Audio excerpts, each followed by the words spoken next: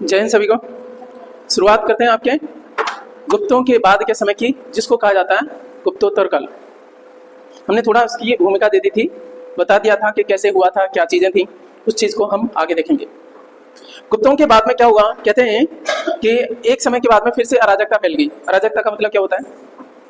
कोई बड़ी पावर नहीं है, अलग अलग अपने आप में हर कोई क्या हो गया, राजा बन गया। सामंती व्यवस्था थी गुप्तों की, तो जहां पे जिनके सामंत थे जगह जगह उन्होंने अपने आप को राजा घोषित कर दिया। तो छोटी छोटी शक्तियां आपकी उभर के आएंगी। बाद में फिर ऐसा होगा कि हर्षवर्धन आएगा, तो फिर से आपके जो विकेंद्रीकरण था फिर से क्या हो जाएगा, केंद्रीकृत हो जाएगा। ठीक है, तो ये हमारी थोड़ी चीजें हैं, इनको थोड़ा हम देखेंगे कि यहाँ पे क्या है। हूण वगैरह यहाँ पे इस साइड में हूणों ने आक्रमण कर दिया था गुप्तों के काल में ही। आप देखोगे ये जो थानेसर है हरियाणा वाला, यहाँ पे पुष्यभूति डायनेस्टी वो बन के आएगी। उसके बाद में पड़ोस में देखोगे तो मौखरी कन्नौज में मिलेंगे, और यहाँ पे कौन है आपके, वल्लभी में मैत्रक। ठीक है, कलचुरी यहाँ पे थोड़ा बहुत देखने को मिलेंगे। उसके बाद में गुप्तों के बाद में भी गुप्तों की एक शाखा है, गौड़ शाखा। गौड़ नहीं, अड़ा वाली है गौड़ शाखा। गौड़ माने मतलब कम पावरफुल वाले रह गए, ये मगर वाले एरिया में ही रह गए थे। इनको लेट गुप्ता भी बोलते हैं। कंफ्यूजन बहुत होता है किताबें पढ़ने में, जब सुलझोगे तब पता पड़ती है। ठीक है, और यहाँ पे देखोगे, यहाँ पे एक गौड़ दूसरा है। गौड़ का मतलब बंगाल वाला, गौड़ शशांक। ये पे अड़ा अड़ानी नहीं है, ये बनेगा आपका वो डलिया वाला, सड़क वाला, सॉरी। तो ये है। और यहाँ पे है आपके समतट, समतात नहीं है, समतट। समतट है जिनकी राजधानी ताम्रलिप्ति है। अच्छा, समतट और ताम्रलिप्ति और एक और है, तीन छोटे छोटे राज्य थे। कहने का मतलब ये समझिएगा, यहाँ पे चालुक्यास हैं, चालुक्य। और चालुक्यों में ही कौन है आपका, पुलकेशिन द्वितीय, जो हर्ष की लड़ाई होगी नर्मदा के तट वाली। ठीक है, अभी सारी कहानियां करेंगे। यहाँ पे पल्लव हैं, उसके बाद में यहाँ पे चेर हैं। चेर को क्या बोला जाता है, केरल पुत्र बोला जाता है। ठीक है, यहाँ पे पांड्यास हैं। और यहाँ पे कौन उभर के आएंगे बताओ, इस वाले इलाके में ही उभर के आएंगे बाद में कौन, चोल। ठीक है, ओके। सो ये है हमारी कहानी। समय है आपका 590 का, इसको बोला जाता है गुप्तोत्तर काल। थोड़ा आपका बेस दे दिया, फिर चलते हैं आपका चीजों को समझते हैं आपका। तो हमारी हेडिंग क्या है अब, या हमारा टॉपिक है गुप्तोत्तर काल या पूर्व मध्यकाल। ठीक है, पोस्ट गुप्ता या प्री मेडिवल पीरियड। अच्छा, मेडिवल शब्द से हम लेके चलते हैं क्योंकि हमें हर कंसेप्ट समझना है। तो समझिएगा, मध्यकाल से मतलब क्या है, कितने समय से, सर बताओ कब से मध्यकाल माने। तो इसको जो है ना इंटरनेशनली जो माना जाता है 500 से लेकर के 1500 के बीच में आपका माना जाता है यूरोपियन कंट्रीज में मध्यकाल। उसी के समकालीन है हमारे यहाँ पे। 500 का मतलब कौन सी शताब्दी बताओ, छठी, हाँ है ना। 1500 का मतलब 16वीं, तो यही हमारे उसी का आपका एकदम हुबहू है। छठी शताब्दी से लेकर के 16वीं शताब्दी तक माना जाता है। इस मध्यकाल को दो भाग में बांटा जाता है सर, पूर्व मध्यकाल और आपका पश्चिम मध्यकाल। है सर मध्यकाल मेडिवल में ही आ रहा है, लेकिन क्या है, मध्यकाल का पहला हिस्सा जो चलेगा छठी से लेकर के 13वीं सेंचुरी तक। समझ में आ रही है, छठी से लेकर के 13वीं सेंचुरी तक। ये है कौन सा वाला, पूर्व मध्यकाल। इसको बोलेंगे प्री मेडिवल पीरियड। और दूसरे वाला लेटर या लेट मेडिवल पीरियड, जो अब बच गई कितनी, 13वीं से लेकर के 16वीं शताब्दी तक। लेकिन एक समस्या हो रहा है, अब आगे चल के मैंने नोट डाला इसमें कि जो मुगल एरा है, मुगल एरा है वो कहां तक लास्ट करता है बताओ, अंतिम मुगल बादशाह बताओ जल्दी से। 1857 की उसमें क्या है, उसी में वो लास्ट करता है ना 1857 में। उसको फिर रंगून रंगून भेज देते हैं, तो समाप्त कर दिया पूरी तरीके से। कौन सी सदी तक पहुंचा, 18वीं 19वीं लगभग बात करें तो। हालांकि इतना पावरफुल नहीं था। मेन कब तक चला है आपका, औरंगजेब तक। औरंगजेब 1707 यानी 18वीं सेंचुरी तक। ठीक है, फिर तो छुटमुट आते गए, वो पपेट बनते रहे अंग्रेजों। ठीक है, तो हम मान के चले कि जो मुगल पीरियड है वो 16वीं से लेकर के कब तक चलता है, लगभग 18 या 19वीं सदी तक। ठीक है, अब प्रश्न ये रहता है कि सर आपने अभी एक बात बताई, छठी से लेकर 16वीं तक मध्यकाल है, तो इनके बारे में बोला ये 16वीं से स्टार्ट ही होते हैं, 16वीं से लेकर के 18वीं 19वीं तक रहते हैं। टेक्निकली देखा जाए तो कहां तक है आपके, 18वीं तक ही है, लेकिन बाद में कुछ छोटे मोटे और रहते हैं, तो लास्ट करता है 19वीं तक, 1857 तक। तो इसके बारे में बोला जाता है sometimes included in the late medieval period. कभी कभी इसको किसमें जोड़ दिया जाता है, मध्यकाल में ही जोड़ दिया जाता है। किसको, मुगल काल को, क्योंकि इनकी शुरुआत होती है 15 से 1526 में। कौन है, बाबर आएगा। ठीक है, ओके। तो 1526 का मतलब 16वीं में है, तो वो ये टच तो कर गए ना। तो हमारी बात इतनी है, कोई दिक्कत है, ये बस समझाने के लिए था, यहाँ पे कोई ज्यादा काम का है नहीं है। आ जाओ हेडिंग पे वापस लौटते हैं। आपका गुप्तोत्तर काल, सामंतवाद नई प्रवृत्ति उभर के आई।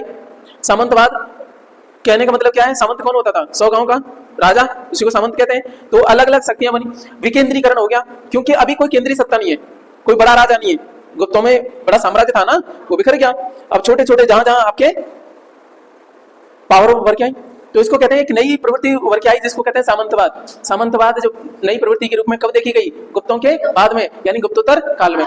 अभी पहले समझ लेते हैं, फिर क्वेश्चन आंसर करेंगे कि कैसे वो पूछेगा। अभी विकेंद्रीकरण देखने को मिला, क्षेत्रीयता की भावना उभर आई। वो कह रहे हैं कि हमारा देश अलग, तुम्हारा देश अलग, है ना। ये इसी का फायदा उठाया अंग्रेजों ने।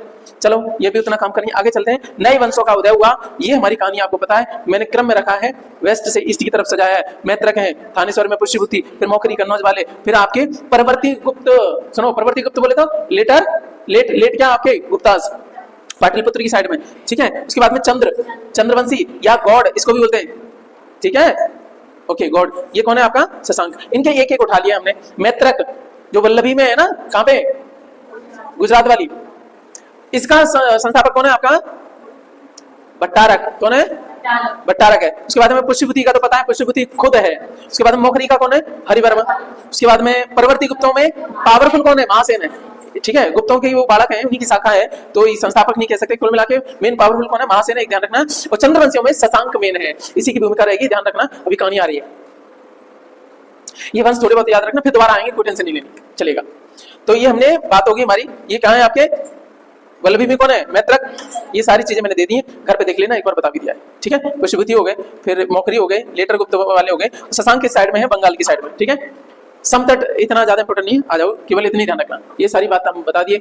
चलो अब उठा लेते हैं कौन सा वाला? थानेश्वर से लेके चलते हैं, यहाँ उठा लेते हैं। मेन शुरुआत करते हैं यहाँ से, क्योंकि यहीं से एक पावरफुल शक्ति उदय होगी। थानेश्वर का पुष्यभूति या वर्धन वंश, कई बार इसको पुष्यभूति वंश ना कहकर के क्या बोलते हैं? वर्धन वंश भी बोलते हैं, क्योंकि आगे देखोगे ज्यादातर राजाओं ने क्या लगाए? वर्धन नाम लगाया, जैसे प्रभाकर वर्धन, हर्षवर्धन, राजवर्धन, राज्यवर्धन, ठीक है। चलो तो वर्धन वंश भी बोला जाता है, पुष्यभूति वंश अर्थात वर्धन वंश, एक ही बात है। उत्तर भारत के, पहला पॉइंट क्या कहता है आपका? उत्तर भारत के राजवंशों में महत्वपूर्ण कौन? आपका पुष्यभूति वंश, क्योंकि इन्होंने छोटी छोटी पावर हो गई थी, इन सबको हरा करके पूरे उत्तर भारत को क्या कर लिया था? जीत लिया था, अपने साम्राज्य में शामिल कर लिया था। कुल मिला के बात है, बड़ी शक्ति के रूप में उभरे। तो प्रश्न रहता है पुष्यभूति वंश का संस्थापक कौन है? तो स्वयं पुष्यभूति है, जो कि क्या है? वैश्य है ना, बढ़िया जी है। अच्छा, गुप्तों के सामंत थे, तो कहा नहीं, गुप्त साम्राज्य के पतन के बाद में यही सामंत लोग पावरफुल बन गए थे। ये खुद पुष्यभूति कौन है? सामंत है। किनका? गुप्तों का, क्योंकि उनमें कोई पावरफुल नहीं रहा था, इन्होंने अपने आप को राजा घोषित कर दिया। इन्हें क्या करा? इसी के टाइम पे क्या हुआ? एक चीज देखने को मिलेगी, आपने देखा होगा गुप्तों के टाइम पे हुणों का आक्रमण हुआ था, और एक साइड में लड़ा किसने? हुण का आक्रमण किधर से होगा? सर हुण इधर है ना, सबसे पहले कौन पल्ले पड़ेंगे? यही, और इन्होंने हरा दिया तो इनमें वो आ गया, तुमने क्या हराया? हराया तो हमने है ना। तो ये तभी से फेमस हो गए थे, कौन? ये पुष्यभूति, ठीक है। किंतु हुणों के आक्रमण, संघर्ष के बाद स्वतंत्र घोषित कर दिया खुद को, ठीक है, कि बड़ी शक्ति से जिताया हमने, तो हम पावरफुल हुए। कहां गुप्त हुए? तो ये सामंत जरूर थे, लेकिन अपने आप को स्वतंत्र कर लिया, किससे? गुप्तों से। और फिर एक नए वंश की शुरुआत कर दी, जिसको कहते हैं पुष्यभूति या वर्धन वंश। क्लियर हुई बात? कोई समस्या यहां तक नहीं है ना? कहानी सारी रिलेट होनी चाहिए। इतिहास का मतलब है एक बार पढ़ो, लेकिन सलीके से पढ़ो। वेस्टर्न कंट्री में पढ़ाए जाते हैं ना, स्कूल की बातें भी याद रहती हैं लोगों को, क्योंकि उस तरीके से सुलझा के पढ़ाया जाता है। हमारे यहाँ रटाफिकेशन रहती है, तो क्रम रखने की कोशिश की गई है। अब देखो, पुष्यभूति के बाद में नरवर्धन आए, उसके बाद में आदित्य वर्धन आए। मैंने अवतरण चिन्ह लगा दिए, चिन्ह जिन्हें भी पढ़े उनको सब समझ में आ रहा होगा। प्रभाकर वर्धन मेन है, इसलिए मैंने उठाया। इनको नहीं भी याद करो तब भी कोई दिक्कत नहीं। अब आ जाते हैं प्रभाकर वर्धन, क्योंकि पप्पा है हर्षवर्धन के, ठीक है। चलो, प्रभाकर वर्धन के 3 बच्चे हुए, एक है राजवर्धन और एक है हर्षवर्धन, ये 2 बेटे। एक बेटी है जिसका नाम है राजश्री, ठीक है। ओके, तो आप देखोगे हर्षवर्धन जो है ना, इसको परम सौगत भी बोलता है। किनको? राजवर्धन को। राजवर्धन क्या मतलब? एक तरह से उपाधि या दूसरा उपनाम क्या है? परम सौगत भी है, ठीक है, परम सौगत। तो ये याद रख जाए तो ठीक, नहीं कोई बात नहीं, यहाँ पे ध्यान रखना। राजवर्धन, हर्षवर्धन, राजश्री। अब यहाँ पे कहानी शुरू करते हैं आपकी, किसकी?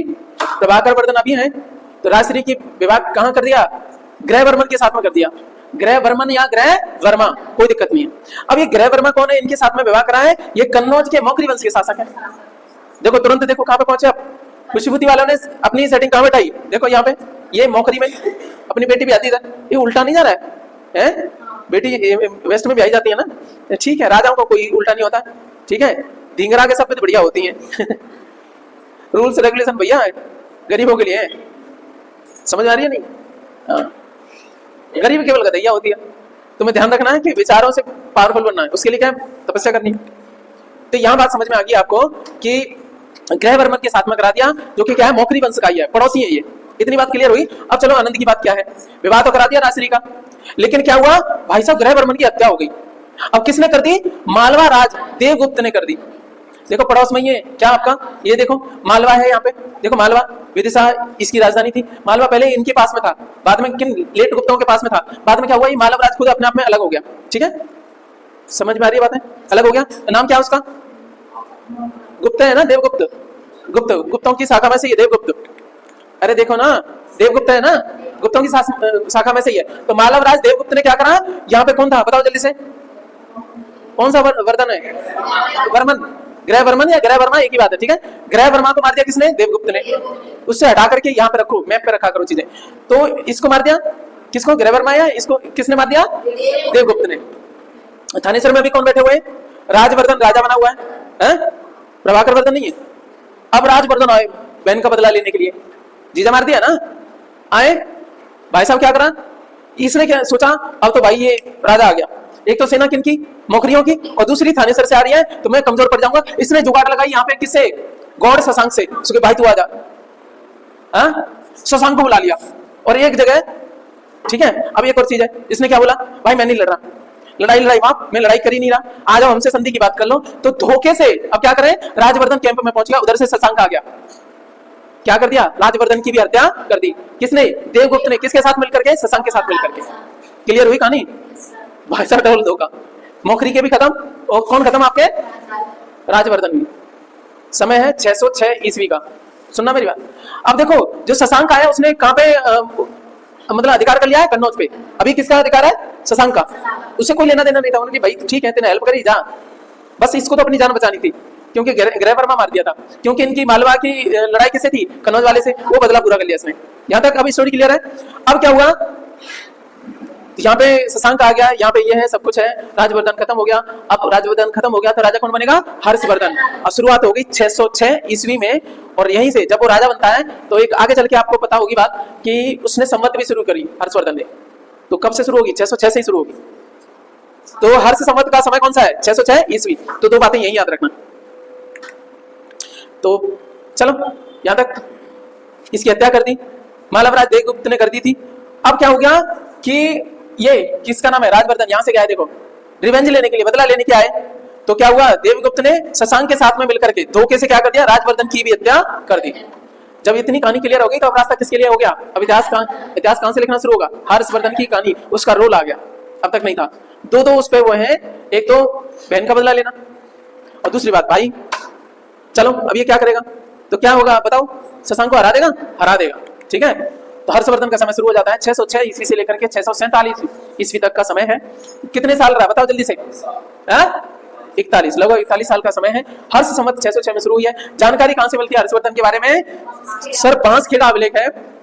बांसखेड़ा जब आप सर्च करोगे तो बहुत जगह मिलेगा, एमपी में भी मिलेगा, राजस्थान में मिलेगा, यूपी में कई और जगह भी मिलेगा, लेकिन ये हमारा कौन सा वाला है, बांसखेड़ा अभिलेख है, शाहजहांपुर यूपी वाला, शाहजहांपुर का। ठीक है, एक्चुअली गांव है, ताम्रदान पट्ट मिला यहाँ से, कौन सा, ताम्रदान पट्ट, दान पट्टा है, दान कितना दिया हर्षवर्धन ने, उसका तांबे का मिला हुआ पट्ट। ठीक है, और इसका समय है 628, कब है आपका 628। अभी बताओ 628 ईस्वी है, तो मेरे को ये बताओ हर्ष संवत कितनी है, 22। ठीक है, कितनी है, 606 में शुरू हुई है ना, तो 628 का मतलब क्या, 22 संवत है। चलो इतनी जानकारी, ये संवत लिखी हुई है उसमें, ये जो पत्र मिला है ना वहां पे। और दूसरी जानकारी हमें हर्षवर्धन के बारे में मिलती है सर हर्षचरित से। कैसे मिलती है आपकी, हर्षचरित से मिलती है, जिसके लेखक कौन है, बाण भट्ट। आपको खुशी कब होगी, जब आपका बाण भट्ट से लगेगा। कैसे लगेगा, आपको हर्ष होगा कि नहीं, आपको हर्ष प्रसन्नता कब होगी, जब आपका बाण लगा, भट्ट से लग गया, तुम खुश हो गए। ठीक है, बाण भट्ट ध्यान रखना, हर्षचरित किसने लगा, बाण भट्ट ने लिखा, याद रखिएगा, इतनी बात होगी। सर ये 1606 वो 606 का मतलब क्या है, कितनी साल में वो आपका राजा बन जाता है, 16 वर्ष की अवस्था में बन जाता है। चलिएगा, अब कहानी शुरू करते हैं आपके वैनसांग। हर्ष को किस नाम से संबोधित करता है, शिलादित्य के नाम से। तो शिलादित्य किसका नाम है, आपका हर्षवर्धन का ही नाम है। और किसने बोला, वैनसांग ने बोला। तो वैनसांग किसके समय पे आया है, हर्षवर्धन के टाइम पे। एच के टाइम पे एच आया, एच के टाइम पे एच आया, इतना ध्यान रखना। ठीक है, तो मेरी बात समझ में आ रही होगी आपको।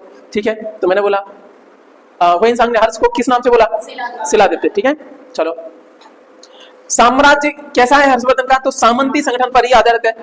और इसकी पुष्टि किससे मिलती है, कुछ उपाधियां हैं उनसे पता पड़ जाएगी। परम भट्टारक, भट्टारक है ना पड़ोस में, उससे भी क्या है, परम भट्टारक है।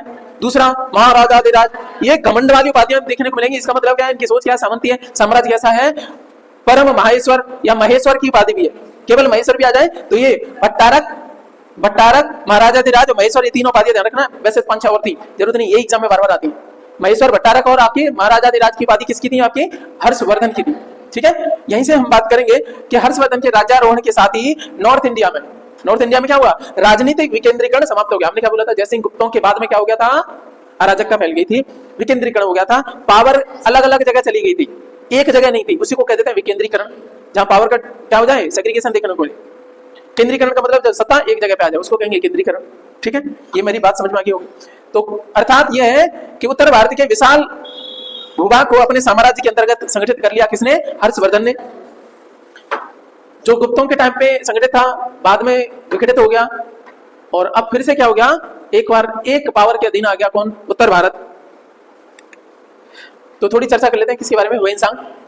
कई बार नाम आया लेकिन उनकी चर्चा डिटेल से नहीं करी है। समय कौन सा? आपके 629 में चाइना से चले बाबूजी, और 645 में वापस चले गए। हर्षवर्धन का समय कब है? 606 से लेकर 647, 2 साल और रहेगा राजा। उससे पहले ही ह्वेनसांग निकल गए। स्थल मार्ग से ह्वेनसांग भारत में आया। और ह्वेनसांग के बारे में एक डिटेल है, एक चीज जो याद रख सकते हुए, यात्रियों का राजकुमार कहा जाता है। किस चीनी यात्री को? ह्वेनसांग, यात्रियों का राजकुमार। ये कई बार एग्जाम में पूछा गया है। निम्नवत में से किस चीनी यात्री को यात्रियों का राजकुमार कहा जाता है? तो वो है आपका ह्वेनसांग। दूसरा एक और नाम है वर्तमान शाक्य मुनि, क्योंकि बौद्ध धर्म से रिलेटेड है। इसका उद्देश्य ही क्या था? उद्देश्य था नालंदा में पढ़ने के लिए आना, और दूसरी बात भारत से बौद्ध ग्रंथ का संग्रह करना, और कुछ चीजों को लेके भी गया था भाई। मेरी बात समझ में आ गई? अब तीसरी एक इंपॉर्टेंट बात है, वैसे बहुत सारी कहानियां थी, मैंने केवल इतनी बात रखी जो आपके काम की है। इसकी पुस्तक का नाम क्या है? क्या उनसी पुस्तक लिखी? सीयू की। सीयू की किसके बारे में? भारत के बारे में। या इसी को सीयू की जगह पे कई बार सिजुकी भी बोल देते हैं। क्या बोल देते हैं? सिजुकी। कई कुछ पुस्तक में देखने मिलेगा, एक ही बात है, सीयू की या सिजुकी या सुजुकी, कोई दिक्कत नहीं। सुजुकी वो कंपनी नहीं, ठीक है। भारतीय समाज के बारे में इसमें सीयू में लिखा हुआ है कि 4 वर्णों में विभक्त था, और सर्वोपरि कौन था? आपका ब्राह्मण। अशूद्र क्या थे? किसान थे। एक बात और देखिएगा कि ह्वेनसांग कहता है कि यहाँ के लोग दांतों पर क्या? काला निशान लगाते थे, हर एक के दांतों पर काले निशान रहते थे, और जो भी देखा हुआ लिख दिया उसने। दूसरी एक और बात है, कानों में कुंडल पहनते थे। कानों में क्या? कुंडल पहनते थे। गुप्त काल में ये जो संस्कार है, 16 संस्कार की बहुत ज्यादा चीजें हुई थी। उनमें से 16 संस्कार में से एक संस्कार होता है कर्ण भेदन संस्कार। उसके पीछे कुछ साइंटिफिक वजह भी होती है। आपके देवी देवता जितने देखोगे सबके कानों में कुंडल रहते थे, पुरुष हो स्त्री हो, ठीक है। तो 16 संस्कार में एक रहता था। तो ये बात समझ में आ गई किसके बारे में? ह्वेनसांग के बारे में। क्लियर है ना? तो समय है इतना, 645 में वापस चला गया। यात्रियों का राजकुमार वर्तमान शाक्य मुनि, नालंदा में पढ़ने आया, और बहुत यही उसका उद्देश्य था। सीयू की पुस्तक, एक इसकी 2 चीजें याद रखनी होती है, यात्रियों का राजकुमार या वर्तमान शाक्य मुनि, और पुस्तक का नाम सीयू की। बाकी छोड़ भी दो, कोई दिक्कत नहीं, ठीक है। हर बार पढ़ने के बाद में आपके जीएस के हिसाब से अलग निकालना। अब चलते हैं हर्षवर्धन के शासनकाल की हम बात करते हैं। शशांक को पराजित कर कनौज पर अधिकार कर लिया, ये तो हमने बात ही कर दी थी। शासनकाल शुरू हो गया। ये शशांक कौन है? गौड़ या बंगाल का शासक है। गौड़ शासक या बंगाल शासक है। ह्वेनसांग के अनुसार हर्ष ने उत्तर भारत के 5 राज्यों को अधीन किया था। पंजाब, अरे पड़ोस में था ना इनके, थानेश्वर से उधर पंजाब था, तो पंजाब तो कर ही लिया, पड़ोसी तो वैसे ही मरेंगे जब पावरफुल बन रहे हैं। कन्नौज, अब ग्रहवर्मन है ही नहीं है, तो बहन थी, कोई बात नहीं, वो भी अपने ही पास में आ गया। अच्छा, पास में कैसे आ गया? वो बहन के पास में रहा ही नहीं था, वो तो किसके पास में था? शशांक के पास में। वो कहा फालतू में दे दे, शशांक से जीता उसने तो कन्नौज। तीसरी बात, मिथिला आ जाओ, किधर? बिहार की साइड में, नॉर्थ बिहार। उसके बाद में गौड़ उड़ीसा वाले, सॉरी गौड़ बंगाल वाले, गौड़ बंगाल वाले, ये कौन है? उड़ीसा। अच्छा, आधुनिक समय में इसको ओडिशा बोला जाता है, ठीक है, ये ध्यान रखिएगा। ये तो क्लियर होगी बात। ये ह्वेनसांग ने डिटेल दी कि कैसे कैसे 5 राज्यों को अधीन किया था। किसने? हर्षवर्धन ने। अच्छा, वेस्ट में पावरफुल बनने के लिए इसने क्या करा था? ध्रुवसेन द्वितीय, कहाँ का शासक है? वल्लभी का शासक है, उससे अपनी बेटी ब्याह दी। किसने? हर्षवर्धन ने। देखो कितना चालू, सारे ये तो जीत ही लिए।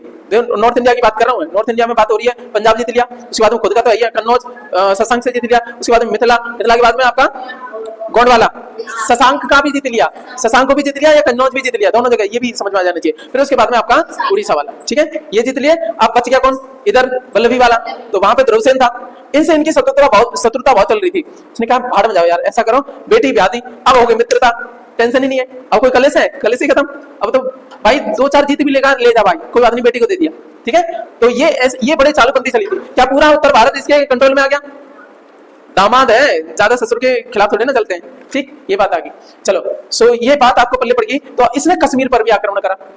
ये इंपॉर्टेंट बात है। क्यों? क्योंकि कई बार फैक्ट में पूछ लिया गया है, कश्मीर पर आक्रमण करा और वहां से भगवान बुद्ध का दांत लेकर के आया, ओरिजिनल वाला। देखो आप महान हो जाते तो आपकी हर चीज काम की रहती है। यहाँ पे महारारा में पैगंबर साहब की कुछ चीजें रखी हुई है यहाँ पे, है ना, तो उसी को देखने लोग कहाँ सऊदी अरब वगैरह से कितनी कितनी दूर से आते हैं, उनकी ओरिजिनल चीजें, दाढ़ी वाड़ी बनाते तो उस तरह वगैरह वो चीजें रखी हुई है यहाँ पे, पता है आपको। तो ऐसे ही होता है जब आप महान हो जाते हो। महात्मा बुद्ध के दांत के लिए लड़ गया भाई साहब हर्षवर्धन, दांत लेकर के आया और कन्नौज के निकट ही संगाराम में उसने स्थापित कराया। संगाराम का मतलब बिहार वगैरह होते हैं, संग और आराम से शब्द बनाए। अब कश्मीर में आक्रमण के बाद उसने अभियान कहां चलाया? दक्षिण में। और दक्षिण में कहां पे? नर्मदा के साउथ में। दक्षिण बोले तो नर्मदा के साउथ में इसने अभियान चलाया और 3 क्षेत्रों को जीत भी लिया। एक है कुंतल, चोल और आपके कांची पर भी विजय प्राप्त करी। शुरुआती चोल, ठीक है, वो पावरफुल वाले चोल तो दोबारा आएंगे। 3 पे इसने जीत हासिल करी। कुंतल का मतलब कर्नाटक में है कुंतल, ठीक है, सेंट्रल और साउथ कर्नाटक। कुंतल देश की भी बात करेंगे तो कहां? कुंतल देश की जो रानी कौन थी आपकी, बाहुबली में दिखाया ना, माहेश्वती, वही तो था। अरे तो माहेश्वती कहां है आपका? इधर है, नर्मदा के इधर, हाँ है ना, पुराना उज्जैनी, अवंती की राजधानी तो है ना उज्जैनी और माहेश्वती। तो उससे थोड़ा नीचे चले जाओ तो क्या मिलेगा? कुंतल। क्या ये रटना पड़ेगा कि लिंक हुआ आपका? ठीक है, नहीं तो पढ़ते पढ़ते किताब में बोर आ जाते हो। किताब कैसे आपको सुला देती है? क्योंकि आपके लिंक ही नहीं होते।